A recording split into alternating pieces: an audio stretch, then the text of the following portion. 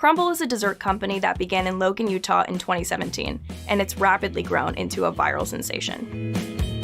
Known for its oversized treats, Crumbl's success is fundamentally tied to its digital strategy. Social media was their entire strategy from the very beginning, focusing on visually appealing products and branding. This digital-first model fueled their explosive growth to more than 1,000 stores across the US and Canada, netting $158 million in revenue from franchise royalties by leveraging the power of social media virality. What we know about Gen Z and the generations around them is that they're a snacking generation. And so there's something very relevant about Crumbl with the way that this generation eats. This is a very much, the treat yourself time, right? And so there is this sense of like, what is the new thing I'm going to try? And so they have tapped into that very, very well and built into their business model continuous ways to surprise people and delight people.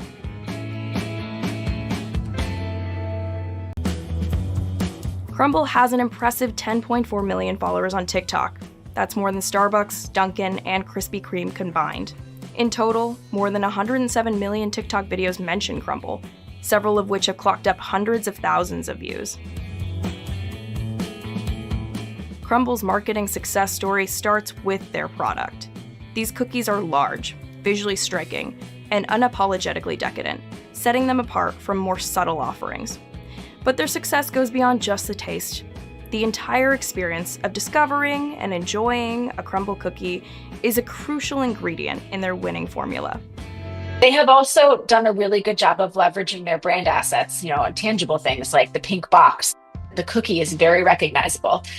Cookies in general are very replicable, but the Crumbl cookie is very obvious online. It's a very distinctive look, a very distinctive color and size, and so it's very part of the experience is seeing that very recognizable food item.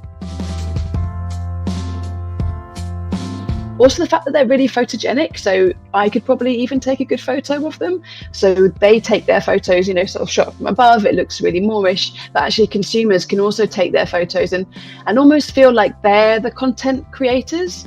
And what is particularly interesting, I think, about this kind of food is that they are creating food, but Crumbl are also content creators. They're creating these videos, they're creating the flavor ideas, they're creating the drop. There's very much a sense that you're consuming the content as much as you're consuming the cookie. Co-founder and CEO Jason McGowan even told us much of Crumbl's focus on branding and storytelling was intentional from the beginning. We invested in telling people the story and having them walking behind the scenes of our store getting built out, and the struggles that we faced as entrepreneurs and how we could grow up that store.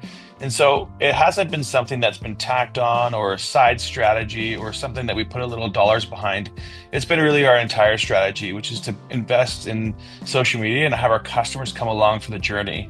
Crumbl has benefited from collaborations with high-profile brands, such as the Kardashians, Dove, and Olivia Rodrigo. According to McGowan, this cross-promotion has proven highly effective, with many individuals discovering Crumbl through these collaborations. Crumbl has also found great success using the power of user-generated content, or UGC.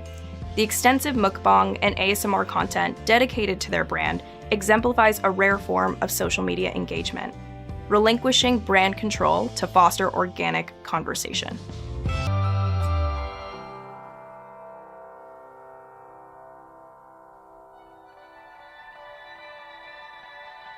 Crumbl's success stems from selling more than just cookies. They offer an experience rooted in anticipation and scarcity.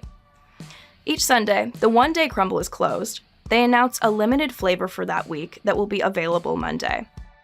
That keeps people glued to Crumbl's social media and creates a new reason for even the biggest cookie fan to keep going back for more. The fact that they are really good at introducing new flavors and variety. Everybody wants to try new things, and that's a really big part of what keeps people coming back for more. But even more than that, there's kind of core psychological concepts involved here in terms of scarcity and creating urgency. There's the sense that if I don't go this week, I'm going to miss out on something. That FOMO, that's really key to what keeps consumers coming back. And of course, we know from business fundamentals that you need loyalty and customer lifetime value in order to succeed. They've definitely set themselves apart, I guess, in terms of success and in this particular moment. But, who knows how long it's going to last? I mean, ask the guys who are making unicorn lattes or cake pops a few years ago. That was their moment then. And this is Crumbl's moment now. And probably in about 3 weeks' time, it's going to be somebody else's moment. And that's just the nature of how this particular category of food works. It moves really fast. It blows really high, and then something else will kind of come along afterwards to kind of fill in that space, because you can't stay that high on that much sugar for that long. It's just not sustainable.